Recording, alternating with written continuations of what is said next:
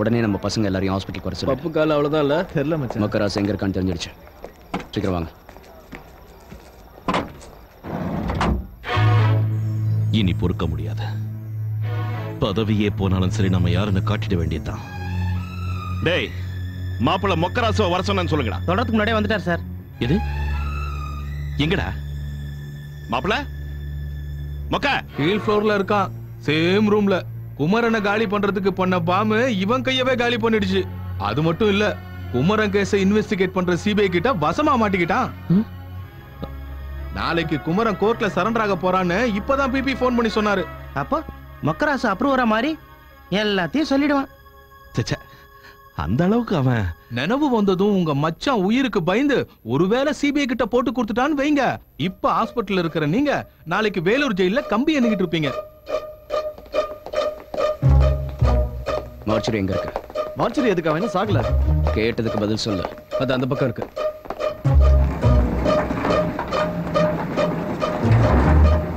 எல்லாம் செட் பண்ணியாச்சு.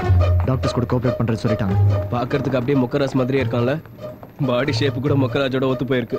பாடி மட்டும் இல்ல, பயோகிராஃபியும் ஒத்து போயிருக்கு. எல்லாம் கிளியர் தானே? வந்துடலாம்ல? ஐசி எங்க இருக்கு? அத லெஃப்ட்ல.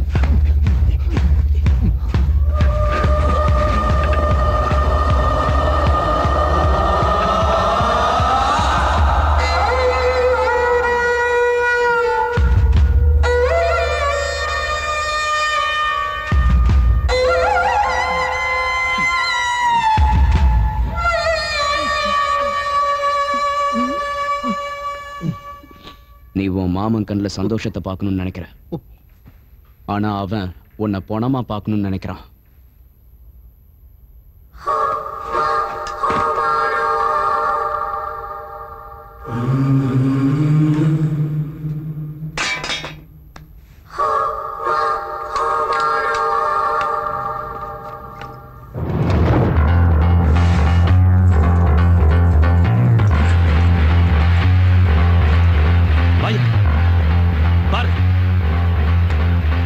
அது மொக்கராசு கிடையாது, வேற ஏதோ ஒரு அநாத பணம்.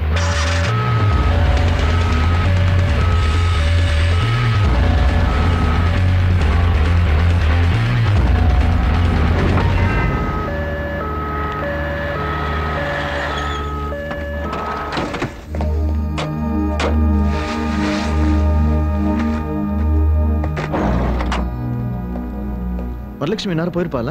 ட்ரெயின் கிளம்புறதுக்கு முன்னாடி நமக்கு ஃபோன் பண்றேன்னு சொன்னாலே. மழை பெய்துல, ட்ரெயின் டைமிங்லாம் சொல்ல முடியாது.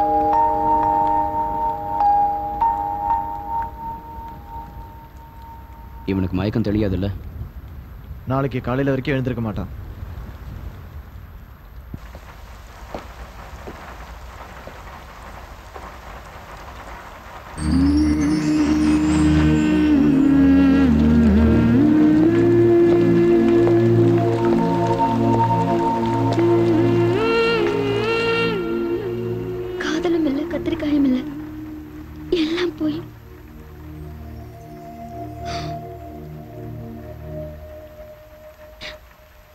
நான் ஒன்னும் வருத்தப்பட்டு அழல, ஏமாந்துட்டேன்னு கவலைப்படல. எந்த முகத்தை வச்சுக்கிட்டு வீட்டுக்கு போவேன்னு தான் யோசிக்கிறேன். நான் தலை நிமிர்ந்து நடக்கிறதுக்கான வாய்ப்பை நீ எனக்கு கொடுக்குறியா? மக்களை ஏமாத்துற அரசியல்வாதிகளை விரட்டுற வேலைய எனக்கும் கொஞ்சம் தரியா? இந்த வார்த்தையை பப்பு கேட்டிருக்கணும். என்ன பண்ணிடுவா? அவன் நல்லா வாங்க போறான் உன் கையால. சீக்கிரம் புரிஞ்சுக்கிட்டேன்.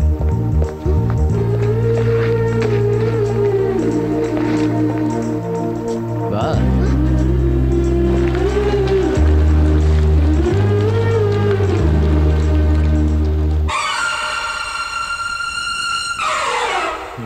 சார், குமரன் இன்னும் 12 மணி நேரத்துல கோர்ட்ல சரண்டர் ஆயிடுவான். அதுக்குள்ள நீங்க என்ன செய்யணுமோ அதை செஞ்சிருங்க. இத்தனை நாளா அந்த குமரனோட பிளான் என்னன்னு தெரியாதனாலதான் அவன் நம்மளோட கண்ணாமூச்சி ஆடிக்கிட்டு இருந்தான்.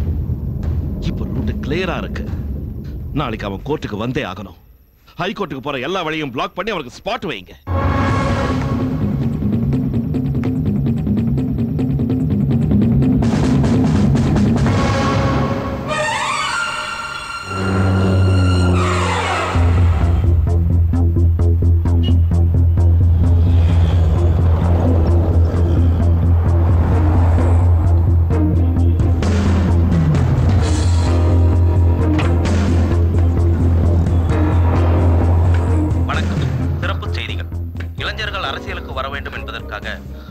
யாதவ் மீது வெடிகுண்டு வீசியதோடு அவருக்கு மனைவியாக வர இருந்தவரை மணமேடையிலிருந்து கடத்திச் சென்று பரபரப்பு ஏற்படுத்தியவரும் குற்றவாளி என கருதப்படும் கல்லூரி மாணவருமான திரு குமரன் சரணடைவதற்கு நீதிமன்றம் விதித்த கெடு இன்னும் 10 நிமிடத்தில் முடிய போகும் இந்த நேரத்தில் கோர்ட்டில் ஆஜராக வேண்டிய திரு குமரன் நமது ஸ்டுடியோவுக்கு வந்திருக்கிறார்.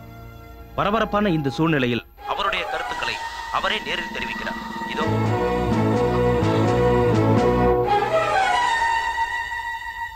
கோர்ட்ல குற்றவாளி கூண்டுல நிக்க வேண்டியனா எங்க டிவி மூலமா உங்ககிட்ட பேசுறதுக்காக மன்னிச்சிருங்க யுவர் ஆனர். நான் கோர்ட்ல உண்மையை சொல்லக்கூடாதுங்கிறதுக்காக அந்த பப்பு யாதவ் என்ன கொல்ல ஏற்பாடு பண்ணியிருக்கான். எந்த வகையிலையும் நியாயம் அழிஞ்சிடக்கூடாதுங்கிற ஒரே காரணத்துக்காக விசாரணையை வீடியோ கான்ஃபரன்ஸ்ல நடத்தணும்னு கேட்டுக்கிறேன் யுவர் ஆனர். ப்ரொசீட். 2001 சட்ட திருத்தத்தின்படி சிறப்பு அதிகாரத்தின் அடிப்படையில் நான் இதை அனுமதிக்கிறேன். நீங்க என்ன சொல்ல விரும்புறீங்க? நான் ஜெயில இருந்து தப்பிச்சு போய் முள்ளால தான் எடுக்கணுங்கிற தீவிரவாதியா மாறல. சரியான நேரத்துல உதவி கிடைக்காம தவிச்ச பாமர மக்களுக்கு நியாயம் கிடைக்கணும்னு தான் நான் போராடினேன். அது மட்டும் இல்ல, நீதிமன்றத்தை மதிக்கிற இந்த நாட்டோட குடிமகனா சாட்சிகளை தேடினேன். என்ன சாட்சி?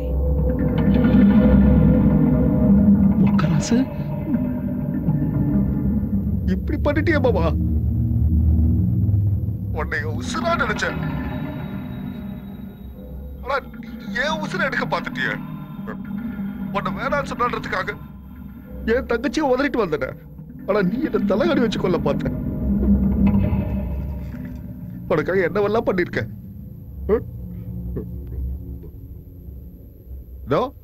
இந்த பசங்களை எலெக்ஷனை தோக்கடிக்கணுங்கிறதுக்காக உன் மேல பாம்பு போடுற மாதிரி போட்டு உனக்கு எந்த ஆபத்தை வராம, ஆனா அந்த பழி எந்த பசங்க மேல போட்டு உள்ள தள்ளணும்.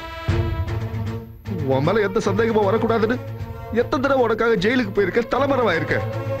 குமரனும் அவரோட ஃப்ரெண்ட்ஸும் மக்களுக்கு எப்படி எல்லாம் நல்லது பண்ணாங்கங்கறத நான் பக்கத்துல இருந்து பாத்திருக்கேன்.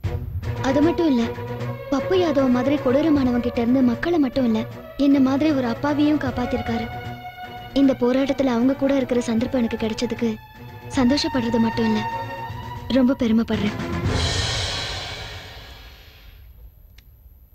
தேர்தலின் போது நடந்த வெடிகுண்டு வழக்கில் குமரனும் அவருடைய நண்பர்களும் குற்றவாளிகள் அல்ல என்று கருதுவதோடு, இதே வழக்கில் பப்பு யாதவ் என்று அழைக்கப்படும் பாளையங்கோட்டை புருஷோத்தம யாதவ் முதல் குற்றவாளியாகவும், மொக்கை ராசு என்று அழைக்கப்படும் அம்பாசமுத்திரம் வெங்கட்ராமனை 2வது குற்றவாளியாகவும் உறுதி செய்து இவர்கள் இருவரையும் சிறையில் அடைக்குமாறு காவல்துறைக்கு இந்த நீதிமன்றம் ஆணையிடுகிறது.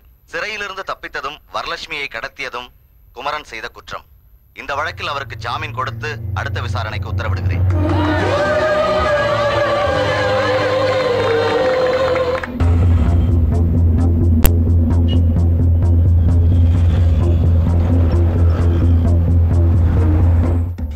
இது எனக்கு மட்டும் கிடைச்ச வெற்றி இல்ல, எல்லாருக்கும் கிடைச்ச வெற்றி. ஒட்டுமொத்த மாணவ சமுதாயத்துக்கே கிடைச்ச வெற்றி. வாங்க, போருக்கீங்களா இருக்க அரசியல்வாதிகளை விரட்டி அடிக்கலாம். அவ்வளவுதான் காட்ட முடியும், அதுக்கு மேல காட்ட முடியாது. மத்த கம்பெனிகள் காட்டலாம், ஆனா எங்க கம்பெனி காட்டாது.